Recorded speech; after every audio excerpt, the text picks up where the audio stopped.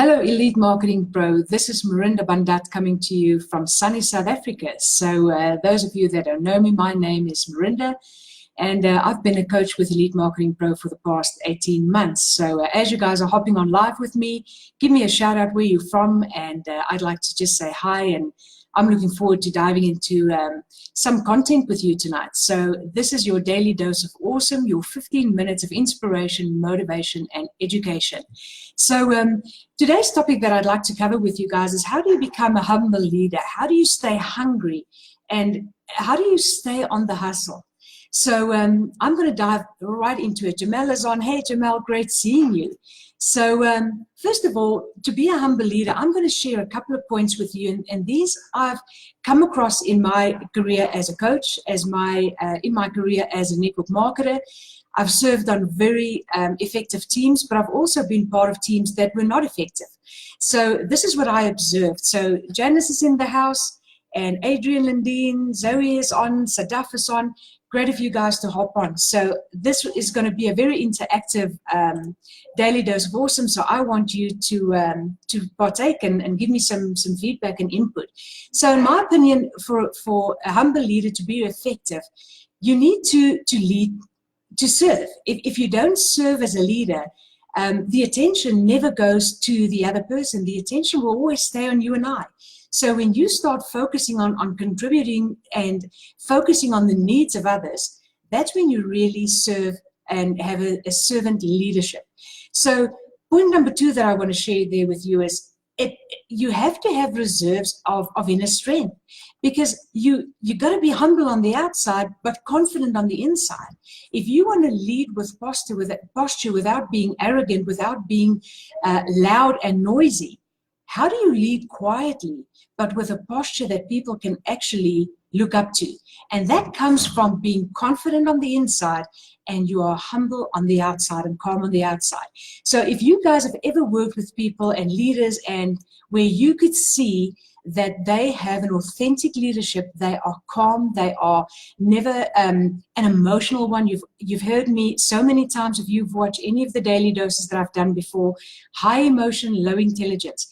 If you've served and been part of a team where there was a confidence but a quiet leadership.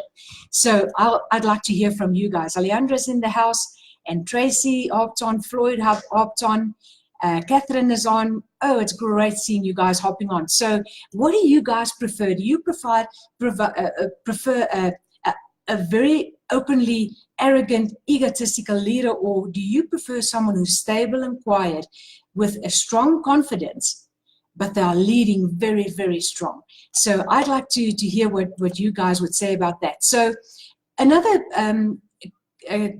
I would say, character trait of someone who's a humble leader, in my opinion, is they need to be able to admit their mistakes, because we are all human. So when you are open and vulnerable and you share when you have made a mistake, it creates for a team to connect with you on a so much deeper level. And if you and I are only wanting to connect with people in one dimension, it's always going to be very, very limited.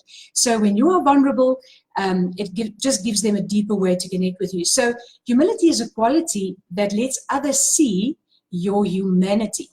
So I want you to chew on that. So have you ever dealt with people that can just never, ever admit that they are wrong? What is the feeling that it evokes in you? So if you can share with me, what is the emotion that you get when someone is always right, or he thinks or she thinks they are always right, and they can never admit to making a mistake? How does that make you feel?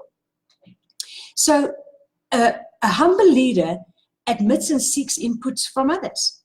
So I think if you and I can get to the point where you can say, I know everything. I don't need anyone around me. I am the leader, and there's nothing I can learn. I think that is the surest thing to create for a very, very big fall. So admitting that you need input from others. We need a team. You've heard me say so many times, in this community, we do not compete with one another. We complete one another, because every single one brings a different skill set. So in my experience, what I have found is true, authentic, humble leaders know themselves. They know who they are, and they behave in a way that is consistent to that knowledge. So what does that mean? It means you are not different when you're with a certain group of people, and then when you with the leaders of the company, you act in a different way. And then when you with some of the cross-line people that you meet, you are in a certain way. It means you know who you are and you are consistent in your behavior. Constant, not up and down.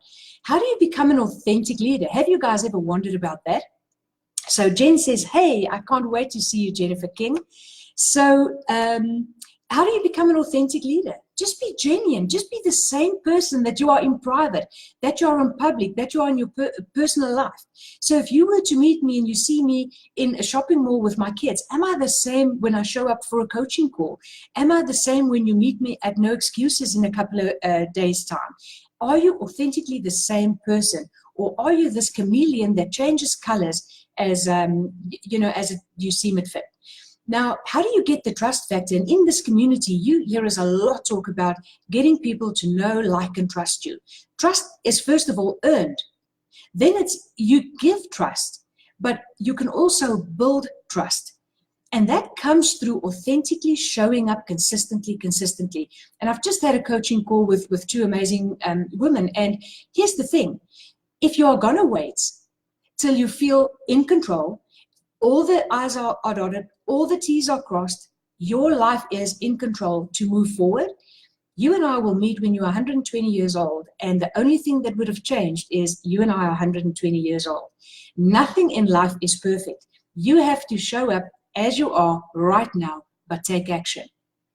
You cannot wait till everything is in place in your perspective. So how do you treat others? This is always a very, very interesting one to me, because I always look for people, how they treat people in checkout lines. How do you treat people that are serving you in a restaurant? And I've seen a big leader that I perceived at that point who was a big leader. And when I saw how she treated the waiter, that it was actually a lady, the waitress that evening, it changed my perspective of her like this, because she was so rude and obnoxious. And I walked out of there, and someone else was with me, and the lady actually apologized on that leader's behalf. And I just walked out of that restaurant that night, and I thought to myself, never, ever, ever in my life would I want to treat someone like that. So I am super aware of how do you treat people that are serving you, regardless of their position, role, or title. So if you look at the upline in your organization, or a leader in your online business or in your affiliate business, how do you treat them? Is it the same way you would treat someone that would serve you in a coffee shop or in a restaurant, or someone checking out your groceries in a mall? So just a thing to wonder about. So authentic, humble leader understand their limitations, but they are confident enough in their leadership and in who they are, that they want to surround themselves with strong people and not feel threatened by it, not feel to keep all the information to themselves. A humble leader gives freely because we want to empower people that the team can become stronger. And they always model the way. They lead by example. There's nothing like, I'm the leader, therefore you will, or I'm the boss, therefore you need to. It's a matter of you've got to love it, you've got to live it in order to lead it. All right? So lead from within. If you aren't growing, you are dying. So there's always room to be a better person and a better leader. There's always something you can learn from someone in order to better yourself. So let's see who's checking in. Jennifer says, we don't compete with one another, we complete one another. Yep, Jen, you know that. Zoe says authenticity. Amy says, hello. Hey, everyone who's hopping on here. So the second thing, we now looked at how to become and how to be a humble leader. Now, how do you stay hungry? So if you are driven and you want to get the success that you are dreaming about, you want to build a laptop lifestyle where you can be at home, you can generate leads, you can generate sales, but you can be at home with your loved ones. How do you stay hungry? So I'm going to talk a little bit about a few things that I've observed over the almost 13 years now in the industry, and having in this community, having coached more than 1,500 students. So the first thing is, what does your ambition look like? Do we develop an appetite for what is next? And that means if we are chasing what is next, it doesn't mean that we are not content. It means we are 100% content where we are, but we are always looking, where do we want to go next? What's going to be the next step? And something that I observed once that a leader actually told me is never minimize the level where you're at. Because you might say, oh, it sucked to be here. I absolutely hate being here.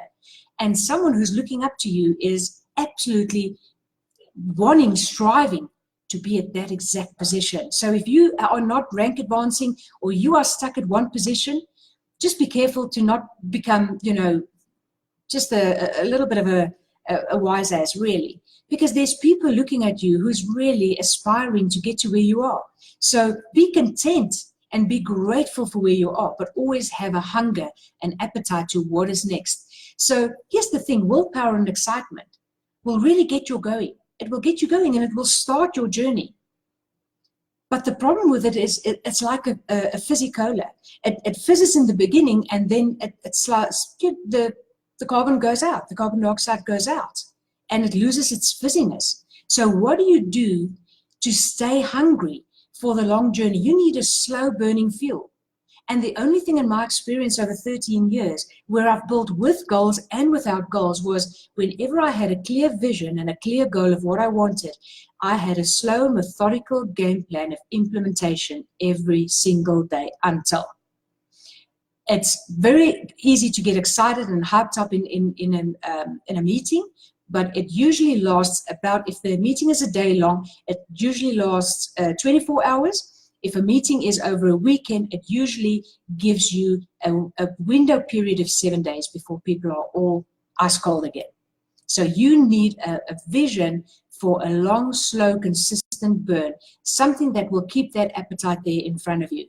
And if you are not curious as to what is the next step, my personal experience from me personally building with and without goals, if you are not curious, you will never have the appetite to learn more, to find the next step. So that brings me to something that's very dear and to my heart. So let's just quickly check in and see what you guys are saying. Servant leader, yeah. Laura is saying, hey, Marinda, love it, great reminder.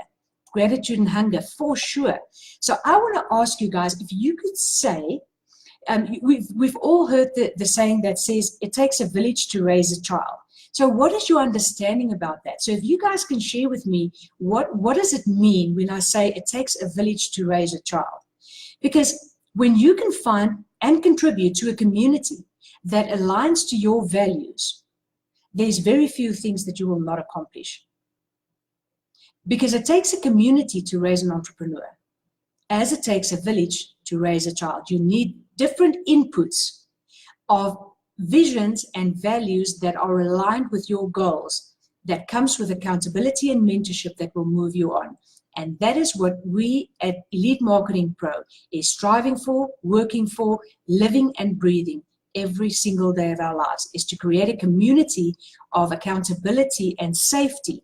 But are we going to push you out of your comfort zone? Absolutely, you can bargain on that. But we will keep you safe because we want to have a community where people are accountable, and we want to foster a growth environment to raise entrepreneurs. So the last point, and that is, how do you keep the hustle going? What does hustle mean? This is what someone once shared with me. So if you guys are with me, each of us needs all of us. Absolutely, Jamel, that is brilliantly put. Because without this community, I've never seen anyone do something amazing all by themselves. I've never seen that. So that's a great comment. So excellence is something that someone once mentioned to me. And the lady said to me, Marinda, when you can set standards that scare you absolutely mindless, and then you work to raise them. And I first looked at it and I thought, what does that mean? I mean, if I have standards that I'm striving to and it's scaring me, how do you work to raise them? And she said to me, if you are not hungry to chase higher standards, you will always be at a place where you are just content with what the rest of the people are doing around you. Because people's standards aren't that high.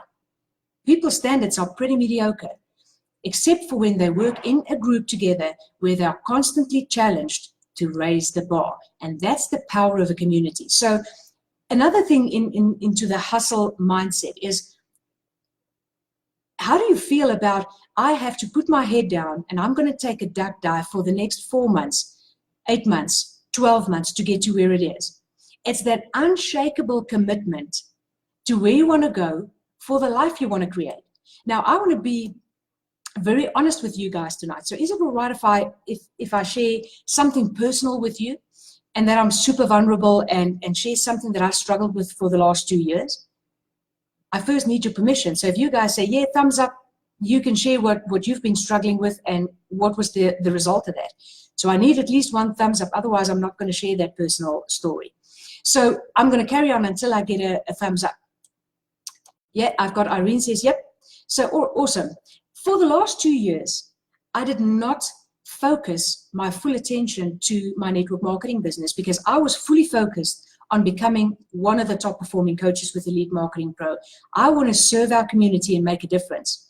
But in that process, because I wasn't driven in my network marketing company like I used to be, I sort of found myself in a position where I didn't have a clear goal as to what's next. I had a very clear coaching goal, and I had a very clear goal with what I wanted to do as a coach in this community. But my personal life was lacking a goal until 8 weeks ago. My daughter has always been in show jumping, but 8 weeks ago, we bought a horse for her. And all of a sudden, everything clicked. And now I've got some big goals in terms of succession planning. What are we going to do when she finishes school? How do we do a business together in this passion of hers, horse riding and a riding school, rehab center, a medical center that goes with that. So now I'm super focused on what am I going to learn here? What can I take away as a client as much as a coach? So for me, very clear picture. So now it's a question of, yeah, it's going to take some time. Yes, it's going to take some work, but I've got the mentality of it's a matter of time. So it's an unshakable commitment to where I want to go. It's a non-negotiable. So I know it's not, no matter what, it's going to be how or if. It's a matter of when. So it's no other excuses. It's a matter of time. So with enough energy, enough action and mentorship, it is inevitable.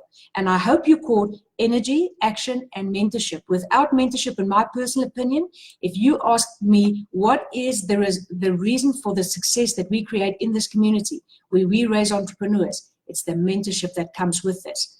You're not alone. We walk with you step by step by step. So in the realm of possibility, that changes to the realm of inevitability. So this is not a possibility for me anymore. 4 years and my daughter will be finished with school. It's an inevitability. I've got a deadline, and now I'm starting to work towards that. So I hope that little personal story has helped you. How clear are you about what it is you want? And if you say financial freedom, that's a bit fluffy, because who would not want more money in their bank account? Who would not want an extra $10,000 in your bank account? Every single one of us. But what does it represent? And don't get me, it's not for the love of money. It's for the love of what that money represents, what it brings, what is the impact on your family, what is the impact on what you want to achieve. So when last have you really had a meeting with yourself and said, right, time to just dust off all the old thinking, all the old baggage that we carry with us? What is firing you up right now to take bold action and to have a mentality, a bulldog mentality of, it's just a matter of time. This is going to happen. I have no doubt in my mind. And then comes the execution part. Commit to completion. And I see so many people lose their way because they are just chasing the one shiny object after the other. Because the next one's going to be easier, the next one's going to pay more. When you find a great community that loves you, that supports you, that educates you, that's taking you by the hand, walking you through a process, where we see result after result after result of people changing their lives. What else could we put on the table today that could help you get to where you want to be in the next 12 to 24 months? So I want to submit to you, let's buckle down. Let's be humble leaders. Let's stay super hungry. And let's just hustle the heck out of this. So I hope this has really helped you guys. So If you guys have found value, comment hashtag value. I would really like to hear from you. It's great of you guys to hop on. I'm looking forward to seeing you guys at No Excuses in literally 10 days from now. I'm flying out, well, less than 10 days, I'm flying out, and we will be seeing you the end of June. If you have not booked your ticket yet to attend No Excuses in Las Vegas, now is the time. Hop onto that email of yours. Make sure you reach out to anyone in this community. Do not miss this event, because that is what changed it for me 2 years ago when I flew all the way from South Africa, 28 hours to attend a conference that could potentially be the event that flips the coin for you and that switches on that light, that you can find a true passion and a purpose for what you want to do in the next 12 to 24 years. I wish you well, be blessed, and I'll see you guys in the community. Take care.